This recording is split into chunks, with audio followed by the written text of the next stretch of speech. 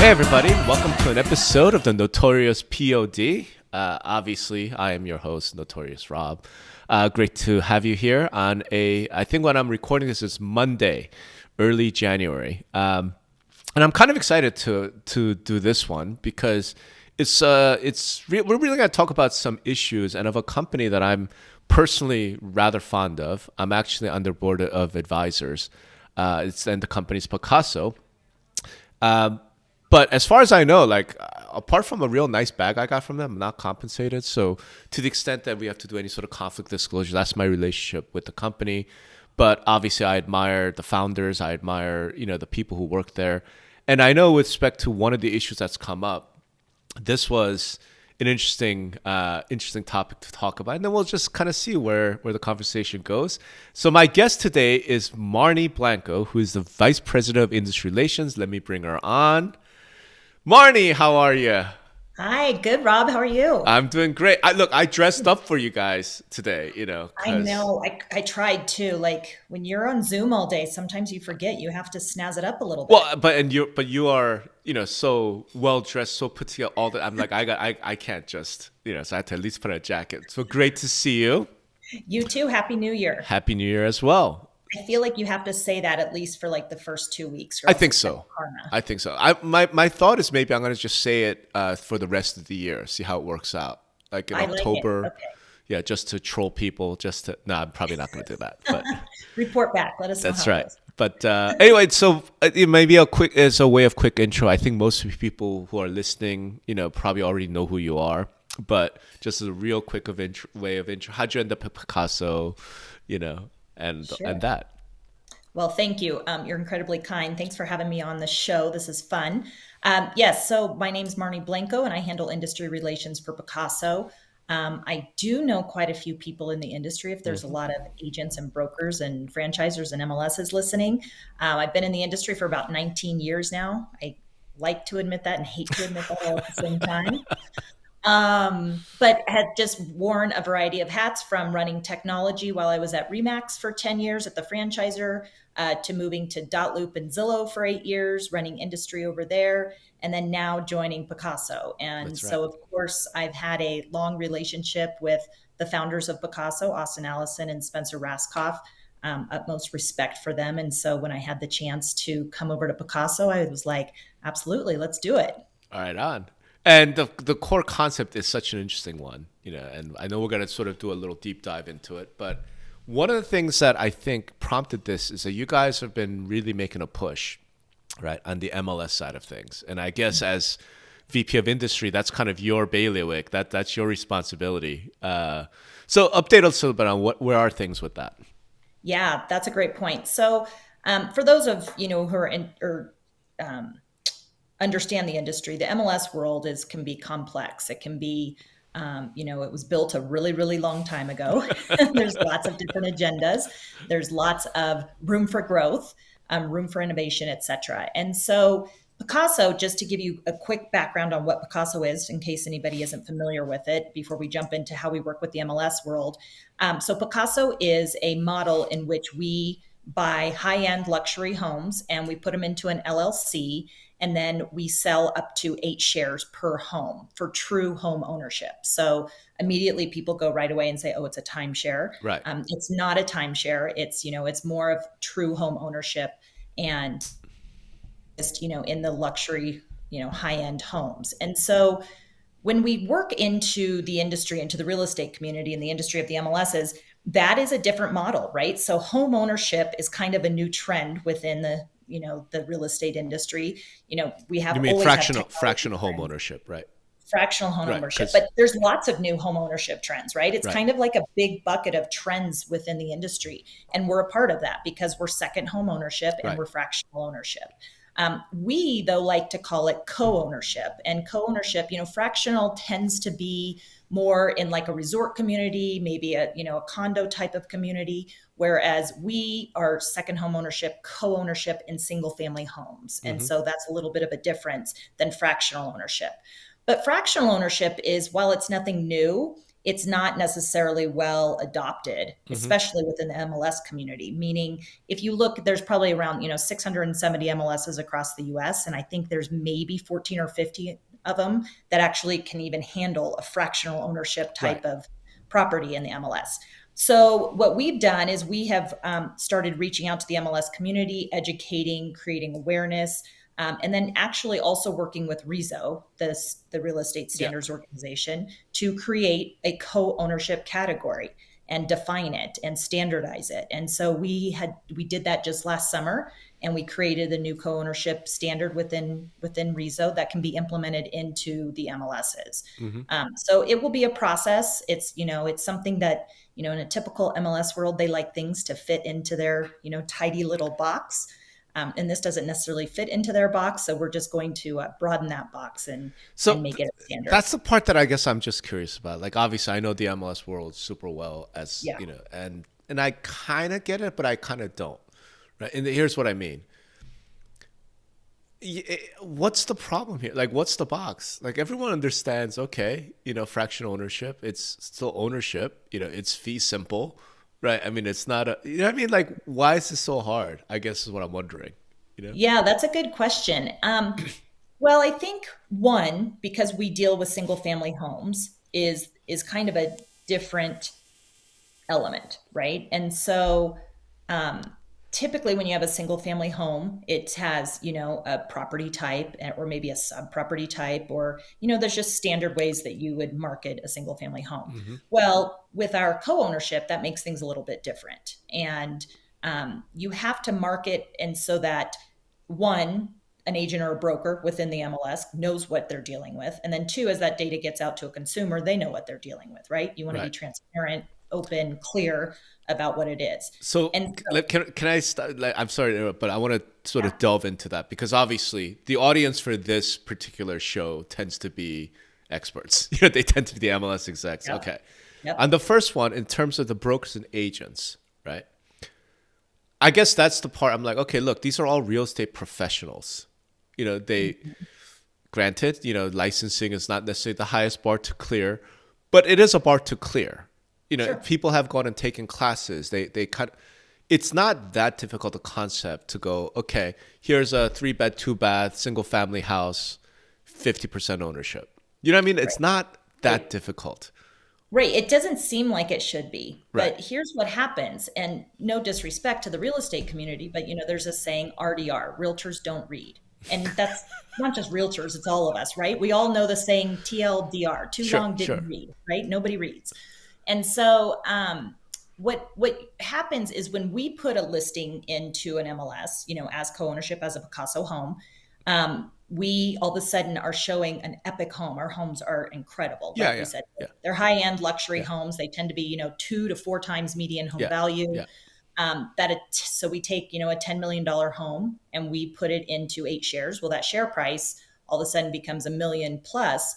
But the but when people are looking at it, if they don't understand the concept or read right away, they think, what just happened? Why did I see this home last week for $10 million and now I Mm-hmm, see it for 1.5 million? mm-hmm, What happened? mm-hmm. And so it's just a new way of presenting data and information for a new home ownership model. But because it's new and it's not regular and standard and typical, people aren't used to the concept. And so then even from an MLS perspective, a lot of executives might have questions on, is this real estate?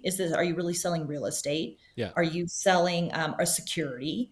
Are you, and they kind of want to get into the actual transaction and understanding, what is it? And Yeah. so that they understand for their members, Yeah. agents and brokers and their members, they can talk to it. And are we being as transparent and clear with the data? There's all sorts of that topic everywhere, with clear cooperation, et cetera, all over the place. Are we? But that's the thing. I don't understand how any of that's impacted simply because you're selling half, or an I, eighth or a I, quarter. Rob, I think it's always a question. Do you agree with Rob or not? But with this one, I would agree with you. There's nothing. It's just that I'm saying I don't understand. Again, here's the thing. Yeah, And this is the second part.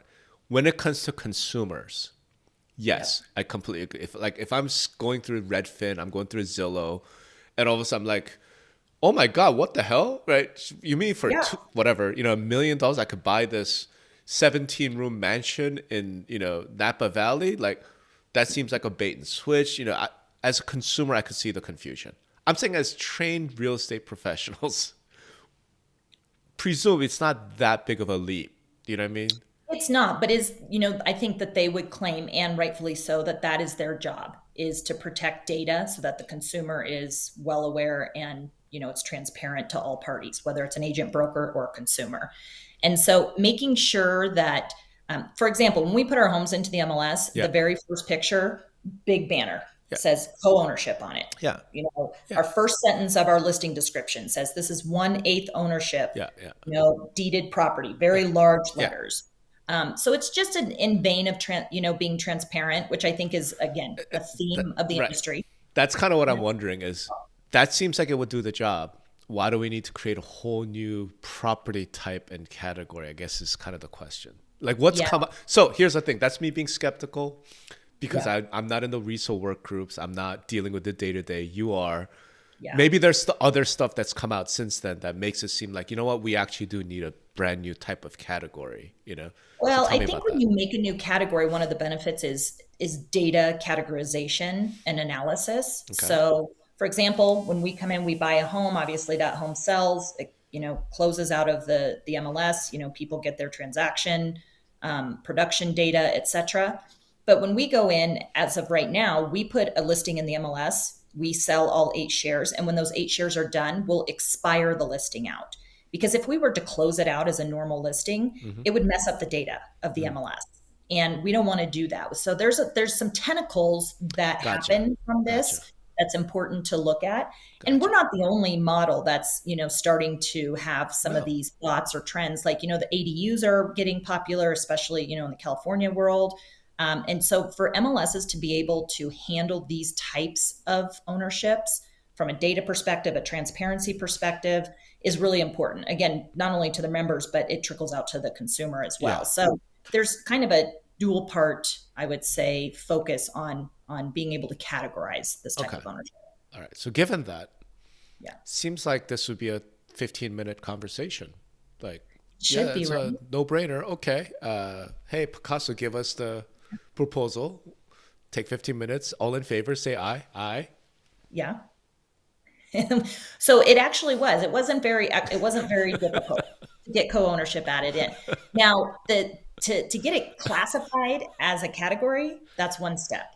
But now you have execution of actually implementing into an MLS system. So, there's lots of different MLS systems out there, CoreLogix, Paragon, Flex, etc., all of those. Well, now The how thing do is, they? that's the thing. There's not all of those. It's three. It's Well, yeah, three. that's true. There has been condensing of that world. But nevertheless, they can implement it, Yeah. but then the MLS doesn't necessarily have to implement it into their instance. They have to decide. And so there's just questions. There's questions that I think it comes back to an education perspective. There's just simply questions. Is this real estate? How is an agent involved? What is, give me a window into the process of how you're selling these Right. to make sure, MLS's world is, minimizing liability, minimizing, any type of risk. Hmm. And I think they just want to be educated. Yeah. And so you're right. It was a 15-minute process, a little bit more. We had some great helpers at Reso that helped us put it together, but it's going to be an ongoing education and adoption Okay. type So of thing. let's actually dive into that Okay. because this is something I've been party to, but it is an interesting conversation. Is this in fact real estate? In our view, yes. So we've done a lot of analysis. A lot of people think it's a security. Hmm. There's a lot of analysis on there, and I am not an attorney. I am not legal, so I will not But you pretend. guys have some high-powered attorneys that have worked on this, Yes, right? yes, Okay. that is a part of our world as well. So I won't pretend to know all the ins and outs of that, but there's been quite a bit of analysis, looking at from experts' perspective into not only Supreme Court law, local law, etc. But it is selling. And just to recap, Pacaso takes a home, they put it into an LLC. So we're actually selling shares of the LLC. That's But right. that's not an uncommon method to hold, for a group of people to hold Right. an asset. That's pretty normal. So once though that's The owners come in, they actually own the deed. Obviously, the LLC holds the deed to the home. They own the LLC, which owns the deed, and Pacaso completely steps out of the mix. We then move into a, to a property management type of role Right. at that point in time once all shares are sold. Right. So yes, we are selling real estate. We work with agents. We pay a 3% commission to any Right. agent who brings us a buyer. So we do kind of follow, those type of normal transaction processes. Having said that, at the risk of losing half the audience, when you do have LLC investments, I mean, they could, like SEC has taken a position on that, right? That in a lot of cases, you might have to be an accredited investor in order to purchase. Now, in your case, I'm assuming this is just not an issue because you're dealing with very high-end, super luxury properties. I don't think anybody who's looking to buy an eighth share is not I'm sure they're all accredited investors, but is that a step that you have to go through? No, not necessarily. Okay. Our ownership is because it's true ownership. Each of the owners pay a monthly operating expense that covers taxes, so they pay ownership tax fees just like any person that would buy a single home on their own. Right. They cannot rent the home. So that's another one of our stipulations of our policy is that you come in, it's actual home ownership and for you to experience the home, Right. not for you to go re-rent Right. it as some type of investor. We could argue about that after, when we're done. Well, but what I mean is the purchase of the question. LLC itself, right? You do not have to be an accredited investor in order to buy the 1/8 share. No, you could be any buyer that wants to buy a home. It's like buying and reselling a home too. Once you buy your share, you do have to hold it for a year. That's a part of our policy, but then you can go resell the share just like you would sell a primary home. Let's say that reselling happens. Is there a title recording on that? Because again, what they sold is an LLC interest. They didn't sell the underlying asset. So right, the LLC means the title, and right. I don't believe individual names are on that title. So is there a recording of that title? I think no. Probably not. Again, right? I'm not legal and I will not claim to be. But no, because the LLC holds the deed. That's not, I don't think that there's a title change at that point in time. And then so this part is the part where I could see it being a little bit complicated. So you have a house, let's say it's $5 million. No, let's make the math a little easier. It's $8 million house, right? Sure. 1/8 shares, $1 million each. Okay. You've sold out. There are 8 owners, very wealthy individuals. They love this house. One of them says, I'm going to sell this, right? Yes. I'm moving to, overseas, so I can't use this anymore. So he goes and sells his 1/8 share, and he sells for $1.5 million. Okay. Yep. What gets updated from a sold perspective, from a comps perspective?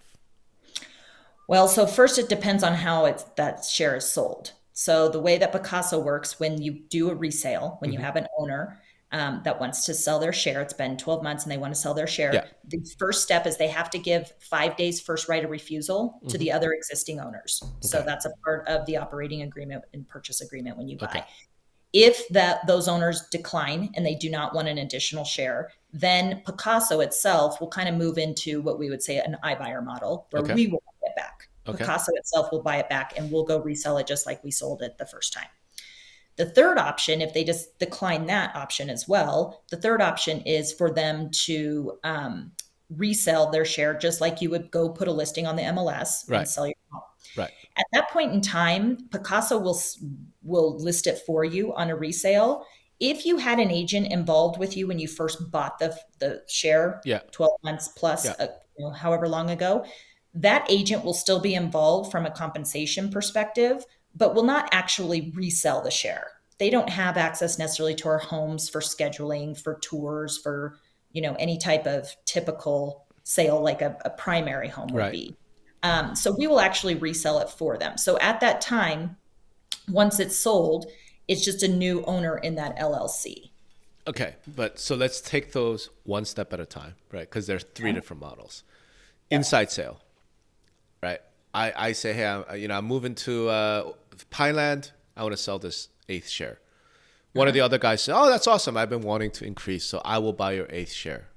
And I said, cool, it's $1.5 million. It says, no problem. Here's a check. Thanks. What gets updated? In terms of comps, in terms of valuation. Well, Title probably does. Title get updated? So let's start there. So no, I don't believe Okay, so. you don't update title. No, and it depends. The reason at that point in time is if it never goes into the MLS, is there really a comp? Well, there's a comp certainly for the other 7 people, the Yeah, other 6 there's like people, an right? internal comp among them. Yeah, on So, determining the next share price of the next owner who comes up and wants to but resale. not just that, but presumably that is based upon. In other words, for me to go and say, "Hey, I'm going to sell this 1.5 million," is because the underlying asset has gone up. Correct. Now, So, the at least first within us, we would know, "Hey, that $1 million house, it's not worth 12." correct.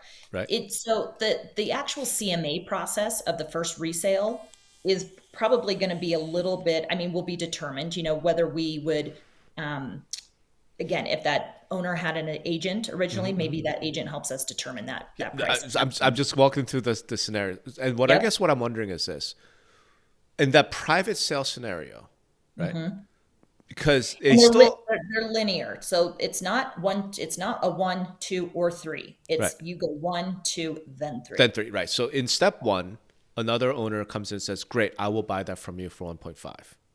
Yes. And I say, "Look, I think it's worth 1.5 because here's my argument." I pull up whatever my comps and I say, "Listen, this all homes that are similar are now $12 million. Our home has gone up 50%." Right? Yay! Everyone's cheers. Everyone's like, "This is awesome." Within our little group, right? Yep. It doesn't get updated in title. So presumably Pacaso, like, do you guys update your own internal, "Hey, this home is not worth 12 million. That's a good question. I'm not sure what internally we would update. Obviously, the LLC itself would get updated because it'd have Right. a new member. But do we put a valuation on it at that time? I'm not sure. All right. It would probably wait until the next resale to go But the back and next say, resale would go back to, "Hey, the last time it sold, it was 1.5 million." You know what I mean? Like, so would. that But I part's think there's also some market elements in there as well, exactly. right? And Exactly. it's not just going to be based on that last resale. So are we basically internally creating our own CMA? Yeah, it will be one element of it, Right. but not all of it. So that's step 1. Step 2, the iBuyer. You guys step in, you say, "Hey, none of your other people wanted to buy it, so we'll do it ourselves." And again, that guy Likely at a says, discount. "What's that?" Likely at a discount. So let's say they think the price is 1.5. Right. We would come in, maybe we would buy it at a 5% discount as an Okay, iBuyer. sure. And if it says, "Okay, yeah, that sounds good enough." Again, the same question. In other words, when a fraction sells, right, presumably because the LLC has no other business, it's not like there's some other cash. The LLC's only asset is this house, Is the deed. is Yep. the deed. So therefore, when a fraction goes up in value, goes down in value, what it's really saying is that the underlying house has gone up in value or down in value, right? Correct. Correct. In a normal title, normal real estate transaction, every time property changes hands, there's a title recording that says, "Okay, this has gone up, this has gone down." And let's face it, it's always going to go up. So this house has gone up. We hope. There's probably been a couple of times in history that hasn't always happened. That's true. But, um, and then the MLS is kind of the place that sort of sends that information as well to some extent and has it in advance, right? So the title might take 90 days to update, but the MLS and the sold records would be like, "Oh, this home, whatever, was purchased 6 years ago for $1 million. Now it's $1.3 million. Right. As part of this RESO standard stuff, I mean, this is the part that I could see the MLS saying, "Okay, how does this work?" There has to be some sort of feedback back to say, "Hey, guess what, guys? There was a private sale, 1A share. It's up 50%. Please update the underlying value of 123 Main Street to 12 million." Do you know what I'm saying? Like Yeah. that Well, and I mechanism. think that's where we have to evolve to, and we've only just started to scratch that surface by Okay, at cool. least creating the category, Yeah, cool. right? That's step number one before we can start to get down the line of the transaction. Yeah, And because it's that third step when it goes into the MLS through a normal agent oriented sale. Then I could see the MLS being like, "Okay, yeah, it's a listing. Oh, it's a 1A share of this. Great. Update the record of 123 Main Street based on this sale," right? And just Yeah. multiply it by 8. Well, and I think that's where MLSs can step up in the innovation of this, because if Hmm. they take this categorization, this co-ownership categorization, they Yeah. implement into whatever MLS system they have, Yeah. now they can start working with that data. And we don't, and perhaps we don't necessarily have to go in and just expire a listing once all Right. shares are gone, Right. because now it's data that they can understand, Right. analyze, and use for Right. something. Cool. And I think it will grow. I think it, again, it's not just Pacaso. I think there's all these kind of new home ownership Oh, models out for there sure. that are affecting this, Oh, high for and low. sure. For sure. Yeah. And we're going to get to that towards the end of this, hopefully, because that's the real crazy futuristic stuff. But before we get there, I guess I am curious. You talked about agent involvement, right? Yes. Why? So, we're not in the, so to be transparent, Pacaso is a brokerage. We're Right. a brokerage in every state. We have our license in every state. We do that so that we can get IDX feeds. So if you go to Pacaso.com, you'll see, of course, all of our homes on Pacaso. But what you'll also see out there is what we call Pacaso prospects. Right. And these are homes that we grab from an IDX feed. We put them on the home because they are prospects for Pacaso to go buy. Right. And if we see demand, we see interest in those homes, then it helps us say, you know what, maybe this is, where we want to be. And this is another home we want to buy if we want to, do more homes, or we want to expand into a new market. So time out. So you were almost talking about you could do a spec purchase. In other words, there's some home, it's for sale. It's not a Mm-hmm. Picasso home. It's not fractionalized. It's just this lovely mountain chalet. Yep. I see it. I go, wow, that looks cool. And I say, I don't know. I call you up. Hey, Marnie, I'm interested. This is a really cool looking chalet, but I only want a quarter of it. Yep. Do you guys then say, oh, like it's almost like creating like an investor group to go in and buy the property? Like, how does that It, work? yeah. So that's a great question.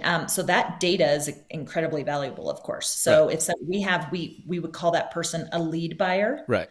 And that person would say, you know what, I want a quarter of this home, and we would go in. We have an entire acquisitions team that's very large. There's a Right. lot of science and data that goes behind this. They would go in, obviously, and analyze the home, the market, lots of different elements of it, and say, yes, we think we could. This is a good home for Pacaso. One, it fits Sure. our Sure. what we call a buy box for that particular market, and two, we think we could get more owners in. So that happens quite a bit, where we Mm-hmm. might have a lead buyer say, I will do this, and I will come in as your first Mm-hmm. quarter, Mm-hmm. and then you guys sell the rest. So that's pretty common. And so, because it's no different than us just going out and shopping and buying a home Right. ourselves, even if Right. we don't have a lead buyer, it just helps us, feel more, confident that this home is going to Right. perform well. Okay. So that's how we work with agents. Your Okay. question is, how do we work with agents? Yeah. So we work with agents in a variety of capacities. If that was the case, this agent, whoever's listing the whole home, we would work with them and say, hey, we want to buy the home. Um, if we go to typically each market, we have agents that we work with. We're not exclusive by any means, but we have, a Yeah. few agents that we work with that will help us go buy and acquire properties. And then on the end will help us also sell them, Okay. relist them. Okay. So we work with agents in both an acquisition perspective and then also a relist But so perspective. that's the piece that I guess I'm wondering. All Your right. So question is why? not just that, but what you said was in that stage 3. Okay, they went through the internal team, right? Then Oh, they for resale? offer within the little group. Then there's an iBuyer component with Picasso, and then they're Hmm. like, nah, I'm going to try the open market, right? Yep. At that point, I think what you said, because you're a broker, you would list and sell that home for that member, if you will. Yes. Why is some other agent getting paid? Well, not some other agent. At that point in time, Yeah. we would just keep involved the original agent who brought the buyer to us in the first place. Because our interest isn't to take away these buyers from these agents. These agents create lifelong relationships with their clients. And what we need agents to bring us buyers. It's as simple as that. We have a lot of homes But out there, yeah, hundreds of shares. We need them to bring us but buyers. I'm talking about a scenario where there is no buyer agent who brought you this client. Oh, so if there's no buyer agent, we will just sell it for them. Okay. Yeah. What I was wondering is because I think what I almost heard was, there's an agent who has listed the original home, right? That when we bought it, That you bought it, correct. bringing in these buyers, right? Yep. So they're not represented necessarily, No. So they could and they couldn't be. So one, they could help us buy the home. right? And then, or two, they can help bring buyers to the home. Right. And sometimes it's not mutually exclusive by any Right. means. And so it could be though, it just Right. depends Right. So if on. there's a buyer agent who helped the buyer buy the 1/8 share, then Yes. when that buyer says, I want to sell my 1/8 share, you call that agent and say, listen, your buyer, right, is going to sell Yep. the share. We want to Yep. involve you. Is that involvement like a referral fee? Do they It's become like the a listing referral fee. agent? Yeah. Okay. We actually, our sales team, we have a quite large sales team, will Yeah. handle all the mechanics of Right. that sale. Right. But we will just include the original buyer's agent Yeah. out of goodwill, good relationship, good faith. We want them to keep bringing us more buyers. Bring Gotcha. us more Gotcha. buyers. It's simple as that. So there's a chance that they'll get at least a referral fee on the back end if their buyer sells.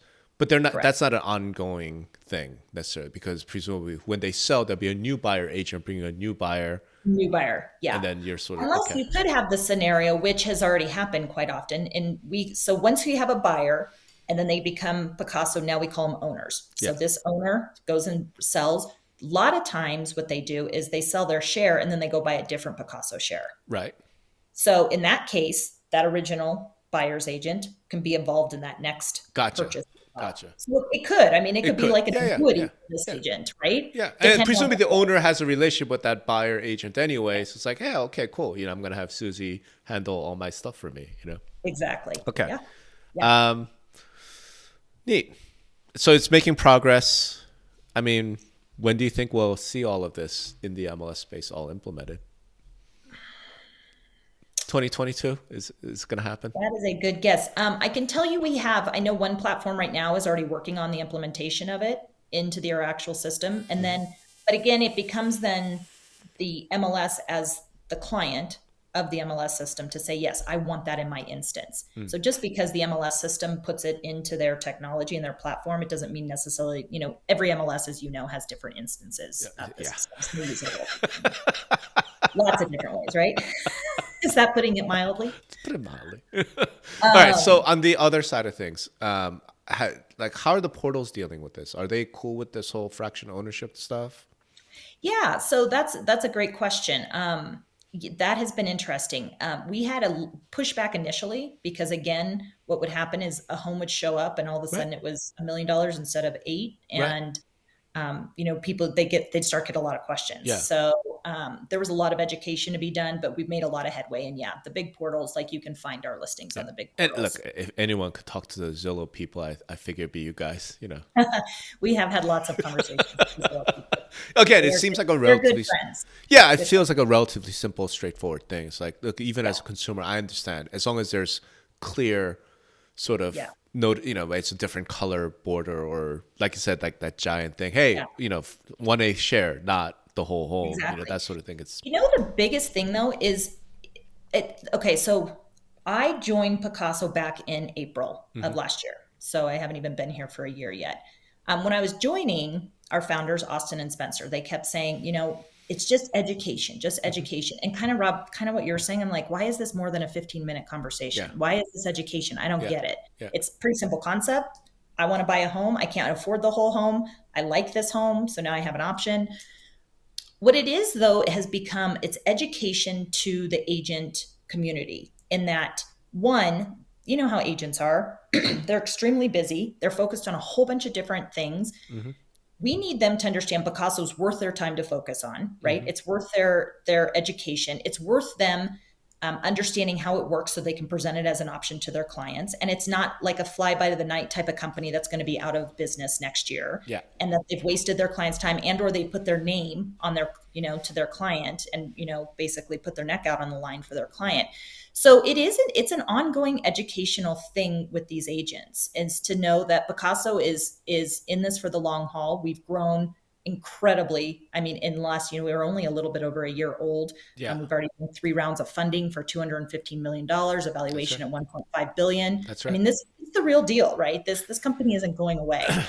But for agents, like they have to understand, that this is viable. And if they're willing to put their name on it, that it's going to be good for their clients. So it has been an education process. It's ongoing. I hear you, but again, this is me speaking. I obviously speak for no one other than me. I think you guys are being too nice. Here's what I mean by that, okay? Here's what I mean by that. Like, oh, you have to put your name on it. I'm like, nobody is coming to you, right, as an agent, right? No one is coming to you say, hey man, I want to buy a new house for my family, right? I'm in the market for to go find a place to go live.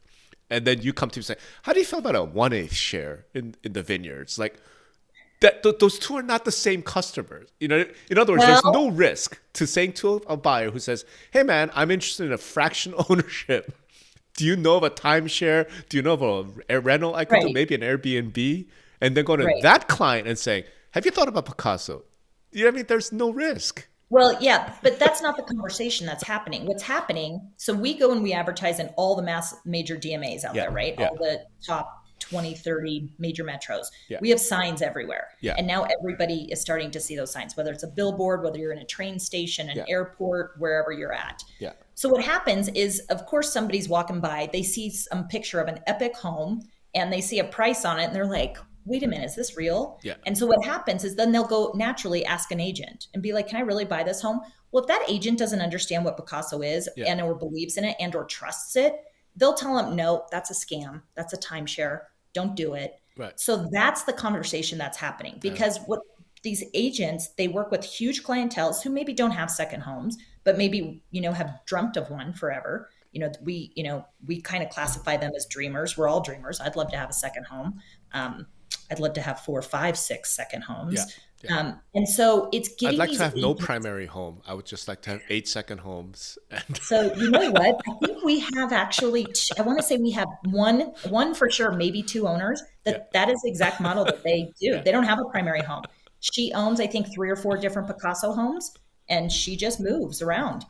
That's what she likes. yeah, She doesn't want so yeah, it's there's two different conversations. The conversation is to these people that you maybe have worked with forever and have a nice primary home is, hey, have you ever thought about a second home? Because now I have an yeah, option for you. Or I've yeah, heard you talk about it yeah, before. Now I have option for you. Or it's actually also a different conversation with a lot of buyers who can buy the entire whole home. They can yeah, buy the 10, $15 million home, no problem. But research shows, and they know it, that they're only going to use it maybe 6, 7, 8 weeks a year at most. yeah, And so, is that the wise use of their money? Would you prefer a model like Picasso and yeah, maybe have multiple? So you can say, I have a home in Malibu, I have a home in Aspen, yeah, um, versus just having one and having to do all the maintenance and ownership of it. yeah. I know. So it's like two different types of conversations that these agents have to have, and it's amazing. You just kind of have to talk them through it. They get it very quickly. Once Yeah, you talk yeah, them through it, they're like, this is awesome. This is a yeah, new yeah, option for us. But it is an education process. yeah. Like I said, though, I mean, I just think you're being too nice. Like this is, there's no Rob, I'm a risk. very nice person. I know, I know. I try to be nice, but I'm not that nice. But all right. So having said that, I mean, there are a couple of things that I wanted to just kind of discuss because something that's just in the news and whatnot. And one of them is you guys are much in the news around this whole NIMBY thing, right? Yeah. Do you want to tell your listeners what NIMBY is? Well, I would think my listeners should absolutely know, not in my backyard. And I Yeah. think what I wrote about Picasso, and I think I've said, look, Spencer is one of those 7 most interesting people, partly because of Picasso, partly because of SPAC, partly because he's just an interesting dude. He is. But one of the things that really struck me about it is we have the spectacle of people worth hundreds of millions protesting $1 billion unicorn who are making second home ownership available to mere millionaires. And it's just something about that is like, wow, this is like peak first world problems, Problem. right? Yeah. And yet it's happening and it's real. And I mean, Very. you guys have been in some highly publicized battles with some groups out in Napa and that area. Yeah. What's going on? Yeah. Yeah.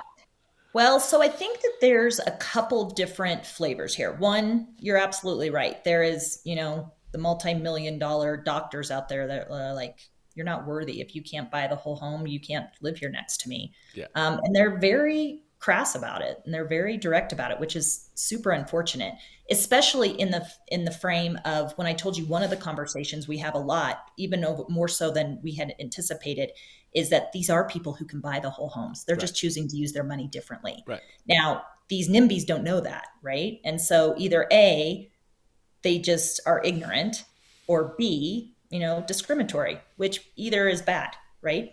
And so we have run into those problems for sure. There is definitely, though, um, challenges in areas where people, again, from an education perspective, they think we're an Airbnb. They think we're a loophole to Airbnb, and they don't want the house next door rotating a different person every 4 or 5 days, right? Mm. Which, let Airbnb fight that battle. So it becomes an educational thing a lot of the times with these neighborhoods. One, it was a learning thing for us in that we've got to make sure when we're buying these homes, we're not buying necessarily maybe in an infill market with, that's only primary residence and, Mm. you stick out like a sore thumb, right? We focus on these second home vacation markets. Again, the 3 to 4 times median home value, so that we're not taking away from local workforce, because that's a big part of Yep. the NIMBYism as well, as they think we're taking homes away from the local workforce. And so it's been an education process to have people understand that the owners that are buying our homes 9 times out of 10 are people who've been coming back to these locations for years, over and over and Yeah. over. Yeah. And they don't want a hotel. They don't Yeah. want an Airbnb. They Yeah. don't want a VRBO. They want a place of their own that they can store stuff. Each of our homes, these owners have lockers. They store their own, Yeah. possessions and items there.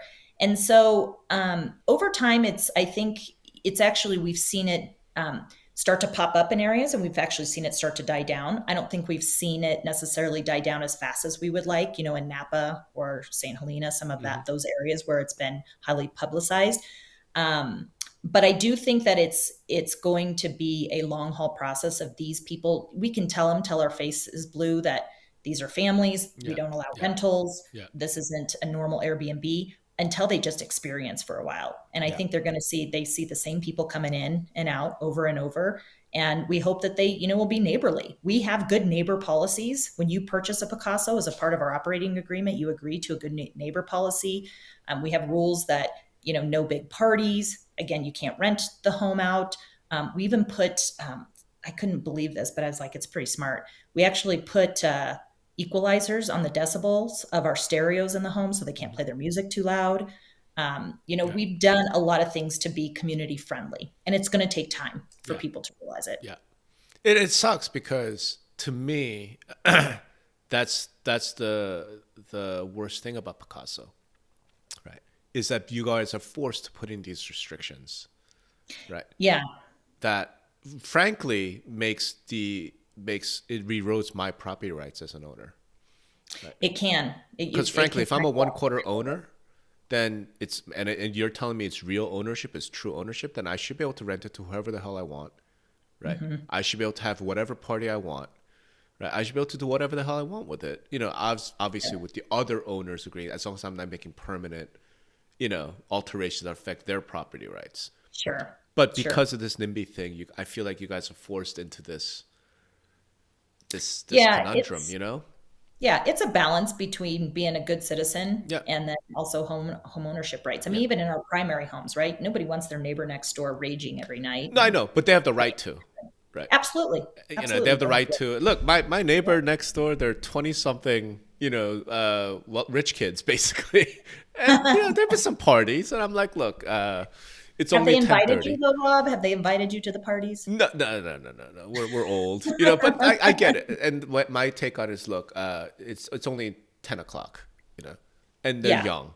They're having Yeah. some music.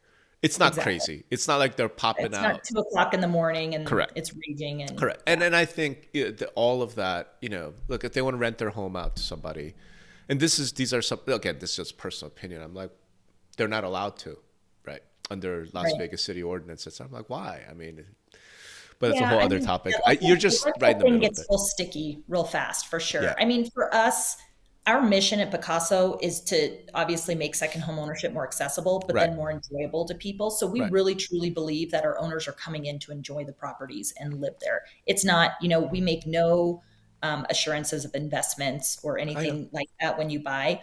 And so for us, it fits okay into our model to Right. put some Right. of these limitations in there. I guess But I'm you're just right. saying, I You're wish that you were doing that because you wanted to, not because your hand is forced by some of these community responses. Is I think Yeah. kind of where I'm at with that. But having said Yeah.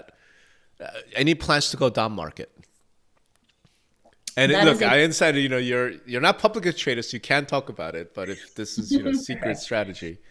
Yeah, at the point in time right now, we don't see the demand necessarily for down market yet.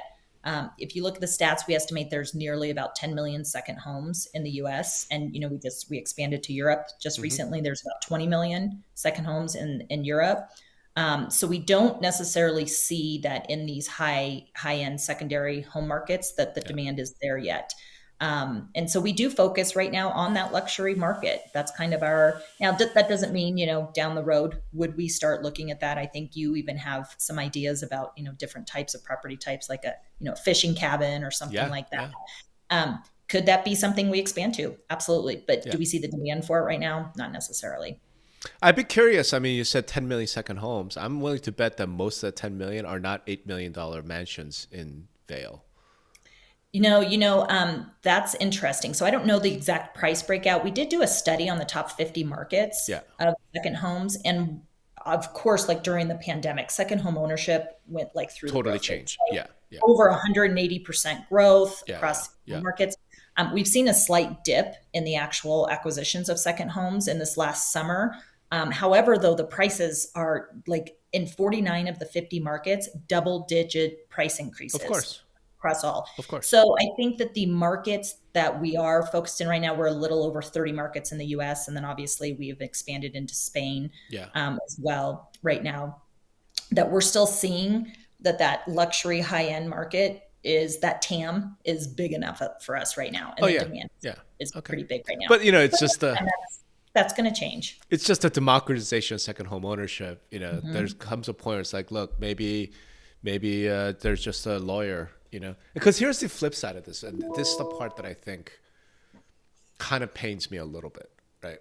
And kind of, which is by the time you're able to afford some of these things, right?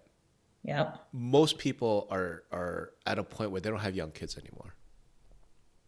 Most people, like Austin, look, he succeeded very early. He has young kids, and And he's probably not a typical story. he's not typical, right? The typical story is more like you get married maybe when you're 30, you work your ass off for the next 15 years, but you have a young family along the way.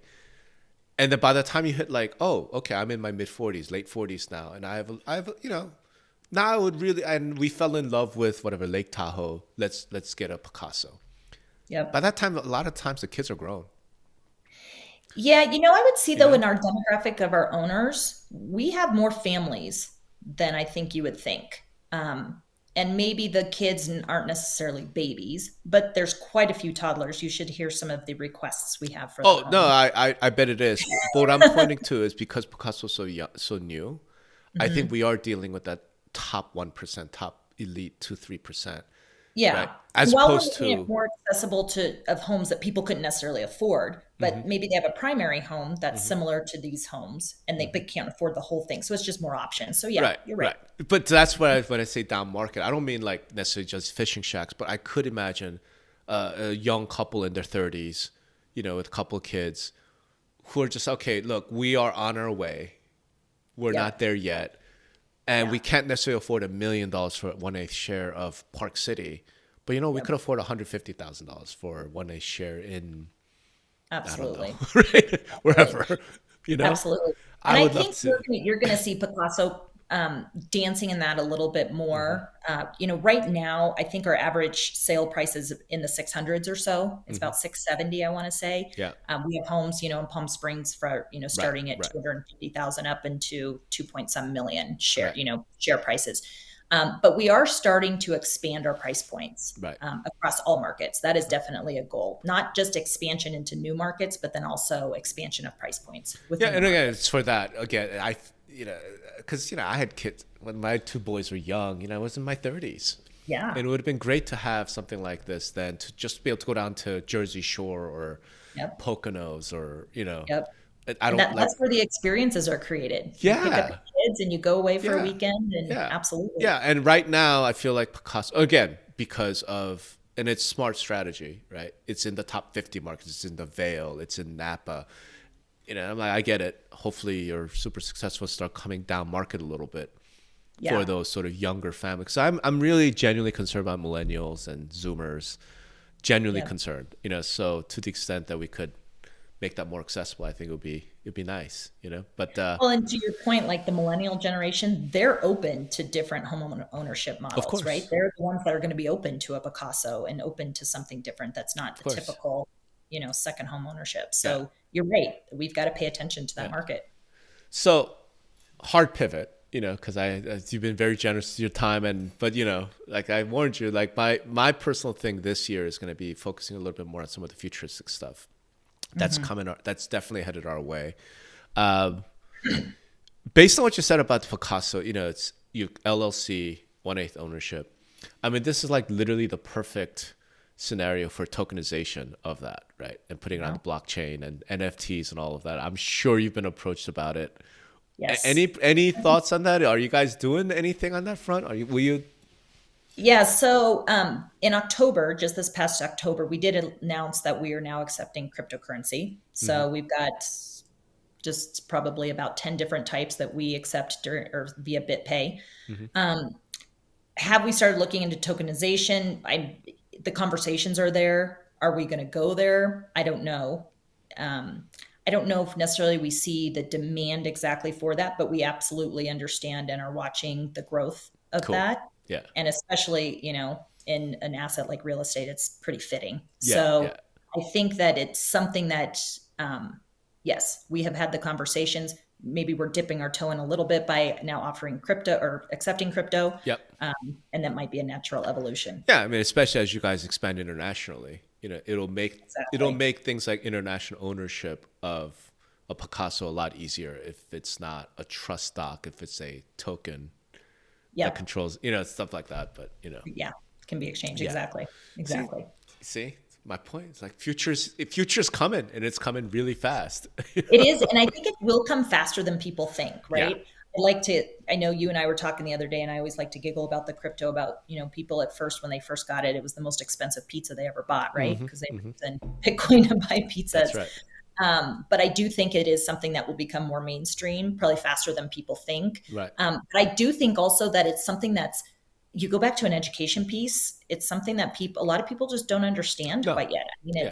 I'm going to talk about out of the Yeah. box. It is Yeah. a totally different out of the And the box people look. who do understand it, I'm going to say like half of them just go, "That's utter BS. It's a total Ponzi." I have a good friend.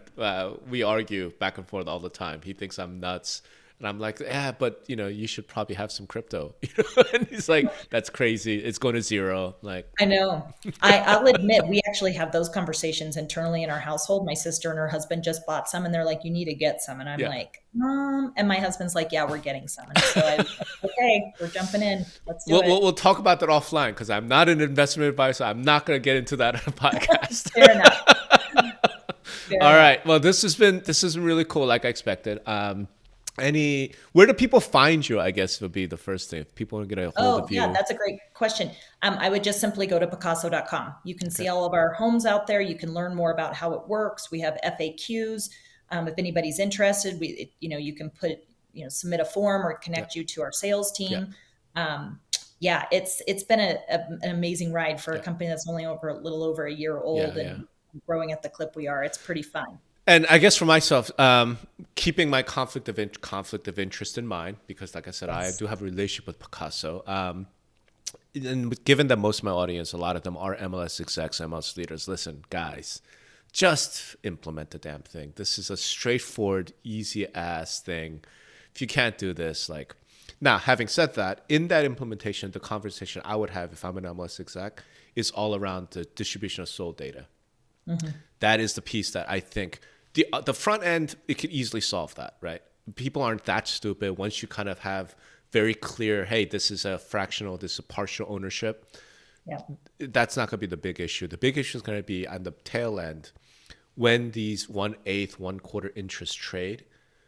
Then we need to update the underlying property valuations, and I think that's where I think if I were an MLS CEO, that would be my conversation to you guys. It's like, okay, cool, Absolutely. we'll implement this, but every time there's internal sale, we need that data sent to us so we can update the sold records. If there's a iBuyer sale, we need to be updated, et cetera, et cetera. And Yeah. The data that can be created and the yeah, insights from yeah, that could be valuable. yeah, absolutely. So Absolutely. with that, thank you very much. Thank you, Robert. It was good to talk with you as Yeah, always. great to see you. And thanks everybody for listening. Okay, Thank you. bye now.